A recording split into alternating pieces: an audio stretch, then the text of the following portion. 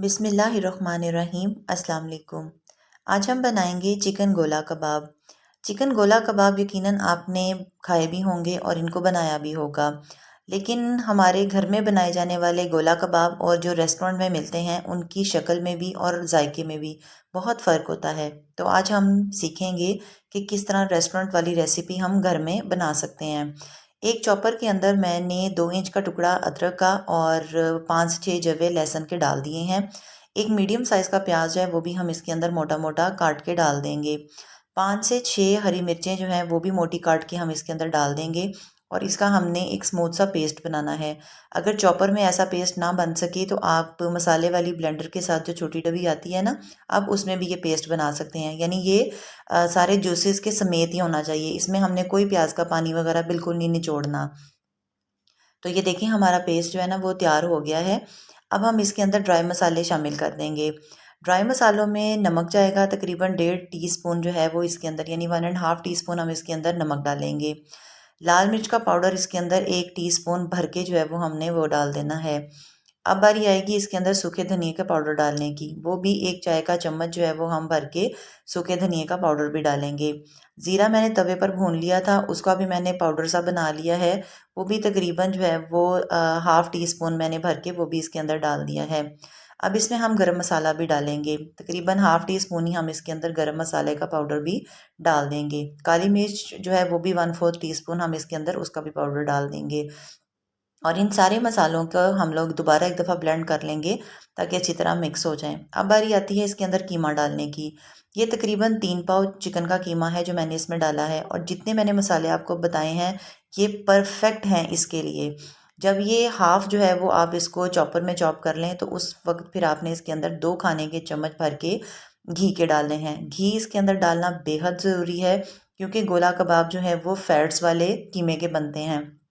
Chicken के कीमे में चूँकि वो उस तरह का जो फैट्स होते हैं वो चर्बी होती है नहीं, तो फिर हम घी का उसकी जगह ऑल्टरनेट इस्तेमाल करते हैं और यही वो टेक्निक्स हैं जो रेस्टोरेंट वाले यूज़ करते हैं और हमें अंदाज़ा ही नहीं होता कि आखिर ऐसी वो क्या चीज़ थी जो हमारे से घर में मिस हो गई। अब इसके अंदर एक और चीज़ जो सीक्रेट जाता है वो है कॉर्नफ्लोर का। इसके अंदर 3 बड़े खाने के चम्मच भर के हम लोगों ने कॉर्नफ्लोर का पाउडर जो है वो इसके अंदर डाल देना है। कॉर्नफ्लोर जो है वो इसके अंदर जाकर इसको बहुत ही क्रिस्प करेगा और फिर एक ख़ास चीज़ जो इसके अंदर जाती है जो इसको बहुत खूबसूरत करती है और कॉर्नफ्लोर को भी मज़ीद राइज़ होने का मौका देती है, वो होता है बेकिंग पाउडर। ये भी एक वो सीक्रेट एंड इंग्रेडिएंट है जो कि रेस्टोरेंट वाले यूज़ करते हैं। तो तकरीबन 1/2 टीस्पून जो है वो इसके अंदर हम लोग बेकिंग पाउडर भी डाल देंगे और इनको अच्छी तरह से मिक्स कर लेंगे। कीमे को हमने चॉप करते वक्त ही बहुत अच्छा चॉप कर लिया था, तो आप ये देखें कि अभी आप बाउल में देख रहे होंगे कि वो बिल्कुल एक स्मूथ सा जो है ना वो पेस्ट बन गया है। लेकिन ये जो बेकिंग पाउडर डाला है ये इसको, इसके जूसेस को इसके अंदर ही जो है ना वो कायम रखेगा। अब बारी आती है इनको शेप देने की। शेप आपको पता है गोला कबाब की जो है वो आम कबाब की निस्बत थोड़ी छोटी होती है और थोड़े मोटे भी ये बनते हैं। आप कोई पेंसिल ले लें, नई पेंसिल जो है वो उसके ऊपर भी आप इसको बना सकते हैं। मेरे पास ये चॉपस्टिक थी, मैंने वो बना ली। कोई भी आप वो भी ले सकते हैं, ये जो सीख होती है, लेकिन मेरे पास चॉपस्टिक का ज़्यादा बेहतर ऑप्शन था तो मैंने वो ले लिया।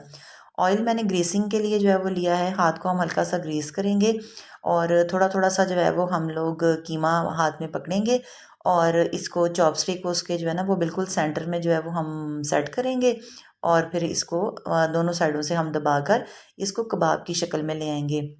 बहुत ज़रूरी है कि आप जब ये मटेरियल तैयार कर लें तो उसको 1.5 घंटे के लिए फ्रिज में रख दें।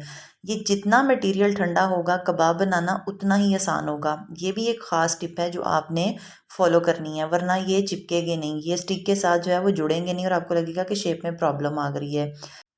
इसी तरह आपने जो है वो हाथों के साथ इसको दबाते रहना है और इसको प्रॉपर एक शेप जो है वो आपने दे लेनी है।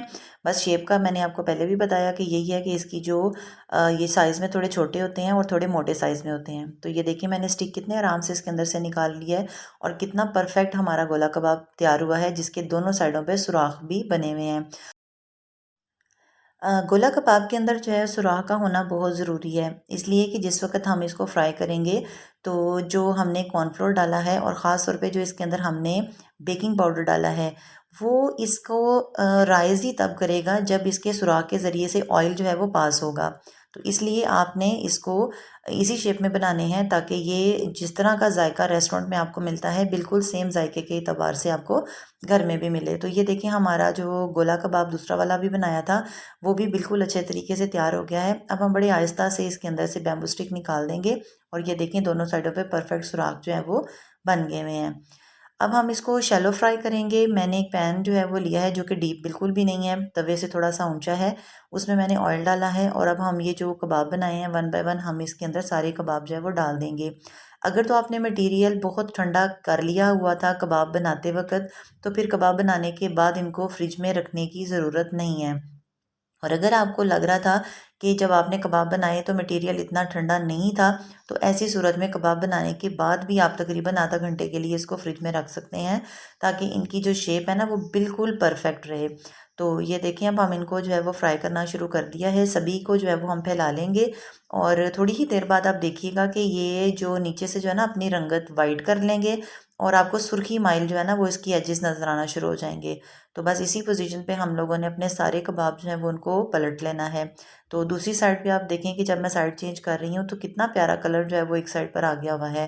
बिल्कुल इसी तरह का एक गोल्डन कलर हमने इसकी दूसरी साइड के ऊपर भी लेकर आना है। तो वन बाय वन आपने सारे कबाब चेंज करने हैं। ये चीज़ भी आप याद रखिएगा क्योंकि ये शेप में राउंड है तो सिर्फ आपने इसको एक दफ़ा नहीं पलटना बल्कि 4 साइड से आपने जो है ना इसको कुक करना है।